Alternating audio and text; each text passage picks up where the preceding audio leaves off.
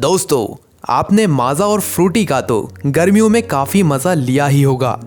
ये सभी ब्रांड ये कहते हैं कि ये 100% मैंगो से बने हैं, लेकिन क्या ये सच है? क्या सच में फैक्ट्री में इन ड्रिंक्स को बनाते हुए सिर्फ मैंगो का ही यूज होता है? और अगर ये बनती भी है तो कैसे? और अगर इसको आमों से ही बनाया जाता है तो फिर हर बॉटल पर ये क्यों लिखा हुआ होता है कि इसमें आर्टिफिशियल फ्लेवर एडेड है? आखिर क्या प्रोसेस है जो पेड़ पर लगे हुए आमों को इन फ्रिज में पड़ी बॉटल्स में बदल देता है? आज जानेंगे ये सब, तो बने रहिएगा हमारे साथ वीडियो के अंत तक। सबसे पहले बात करते हैं मैंगो इन फैक्ट्रीज तक आता कैसे है। जैसे कि आपने देखा होगा, आम के पेड़ बहुत बड़े होते हैं, इसलिए इन पर से आमों को निकालना भी एक बड़ा चैलेंज है। इसलिए इसमें हम हार्वेस्ट इंग्लिश एड्स की मदद लेते हैं। नीचे के आमों को तो हाथ से ही तोड़ लिया जाता है, लेकिन इससे ऊपर के आमों के लिए कटिंग स्टिक का इस्तेमाल होता है, जिसके आगे मैकेनिकल जॉर्ज लगे होते हैं जो स्टेम को काट देते हैं और आम नीचे गिर जाता है। दोस्तों, इससे भी ऊंचे आमों को तोड़ने के लिए हाइड्रोलिक लैडर का इस्तेमाल किया जा सकता है, जो एक क्रेन से अटैच होती है। आमों को तोड़ने के बाद सीधा एक ट्रम्पोलिन में फेंक दिया जाता है, जिसके बाद नीचे गिरे आमों में से स्टेम या उनकी डंडियों को तोड़ दिया जाता है। आम का फल खुद से लेकर बहुत ही डिफेंसिव होता है, और जैसे ही आप स्टेम को आम में से अलग करते हैं, अपने डिफेंस में इस आम में से एक सैप निकलता है। ये सैप के आपकी स्किन के कांटेक्ट में आने से ही आपकी स्किन जलने लगती है। साथ ही ये सेब अगर आम पर गिर जाए तो ये आम को भी डैमेज कर सकता है, इसलिए स्टेम को बहुत ही ध्यान से ग्लव्स पहनकर ही निकाला जाता है, और इसे निकालते ही अगले 5 सेकंड के अंदर ट्रम्पोलिन पर फेंक दिया जाता है। ट्रम्पोलिन पर आने के बाद आम पर केमिकल छिड़का जाता है, या फिर इसे 1 मिनट तक पानी में डुबो कर रख दिया जाता है, ताकि इसके सैप का ये टॉक्सिक इफेक्ट कम हो सके। उसके बाद आमों को एक एलिवेटर लैडर पर रख दिया जाता है, जहां से ये एक बॉल विन की तरफ कलेक्ट होने के लिए बढ़ते हैं। क्योंकि ये आम पक गए हैं, इसलिए डैमेज भी हो सकता है, इसलिए बॉल बिन के ऊपर एक फॉर्म की शीट लगा दी जाती है, जिस पर ये गिरते हैं। फिर ये फॉर्म शीट को हटाने पर कम फोर्स के साथ बॉल बिन में गिरते हैं और ये डैमेज नहीं होते।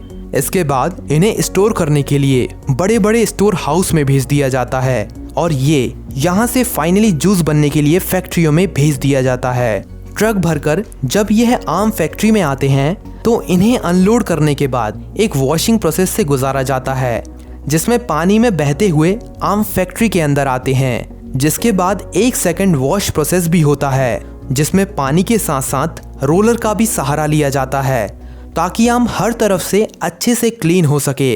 जिसके बाद इन आमों को pre heating and softening process के लिए गर्म पानी में 3 से 5 मिनट तक रखा जाता है। ऐसा करने से आमों के ऊपर मौजूद पॉलीफेलिन ऑक्सीडेंट्स को रिमूव किया जा सकता है। साथ ही इससे आम का कलर और फ्लेवर भी काफी हद तक इम्प्रूव हो जाता है। अब आम के साफ होने के बाद कन्वेयर बेल्ट पर होते हुए ये रोलर पर गिरते हैं, जिसके आसपास फैक्ट्री के कर्मचारी मौजूद होते हैं। सबसे पहले ये कर्मचारी इन आमों का वर्चुअल चेक करते हैं। अगर कोई भी आम अच्छी क्वालिटी का नहीं है या डैमेज हो गया है तो उसे लाइन से बाहर कर दिया जाता है, और बाकी आमों को उसी लाइन में छोड़ देते हैं। फिर कर्मचारी बचे हुए आमों के ऊपरी भाग को काट देते हैं। यहाँ से ये आम कन्वेयर पर ही बढ़ते हुए आगे एक डिस्टोनिंग मशीन तक बढ़ जाते हैं। ये डिस्टोनिंग मशीन बिना किसी वेस्टेज के बहुत ही साफ तरीके से आम की गुठली और उनके छिलकों को अलग कर देती है। उसके बाद यह pulping and extra cutting machine के अंदर चले जाते हैं, और इस मशीन में ये आम से जूस में बदल जाते हैं। अब इसमें ये जूस 2 तरह की कैटेगरी में बदल जाते हैं, विद पुलअप और विदाउट पुलअप। अब इन दोनों ही तरीके के जूस को निकालने के लिए अलग अलग फिल्टर लगाए जाते हैं। अब ये जूस निकालने के बाद अब बारी है इन्हें जूस डिग्रेसर में भेजने की, जहां पर इन जूस में से सभी एयर पार्टिकल्स को रिमूव किया जाता है, ताकि जूस में टेम्पर्ड एक्सीडेंट इसे ऑक्सीडाइज करके खराब ना कर दें। डिग्री रेसर मशीन में 90 से 95 डिग्री पर 10 से 15 मिनट तक रहता है।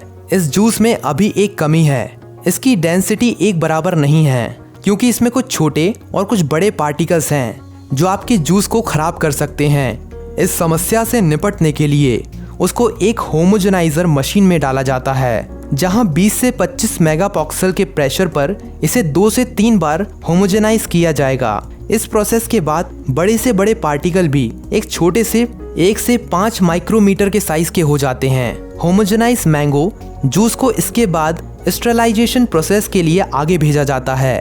इस प्रोसेस से जूस में मौजूद किसी भी हार्मफुल बैक्टीरिया को मारा जाता है। इस प्रोसेस में जूस को मशीन में डालकर 62 से 65 सेल्सियस डिग्री पर कई साइकिल्स में हीट किया जाता है और फिर जल्दी से ठंडा भी कर लिया जाता है।